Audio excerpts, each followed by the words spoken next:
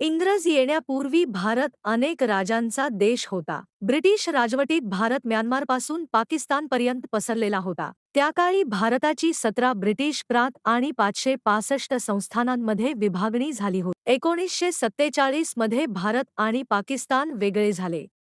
हैदराबाद, काश्मीर आणि भूतान सुरुवातीला स्वतंत्र राहू इच्छित होते. नंतर भूतान स्वतंत्र देश बनला.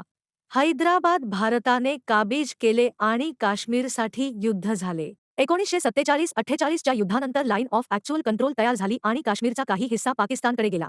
1956 मध्ये भाषेच्या आधारावर 14 राज्ये आणि 6 केंद्रशासित प्रदेश बनले. 1962 मध्ये चीनने काश्मीरमधील अक्साई चीन या भागावर कब्जा केला.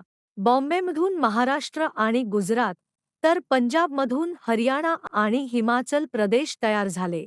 ईशान्य भारतात आसाममधून नागालँड, मेघालय, मिझोराम आणि अरुणाचल प्रदेश बनले. तसेच मणिपूर आणि त्रिपुरा यांचे राज्यामध्ये रूपांतर केले. 1961 मध्ये गोवा पोर्तुगीज राजवटीतून स्वतंत्र होऊन भारताचा भाग बनला व पांडिचेरी भारतात विलीन केले. 1975 मध्ये सिक्कीमने राजेशाही संपवून राज्य म्हणून दर्जा मिळवला.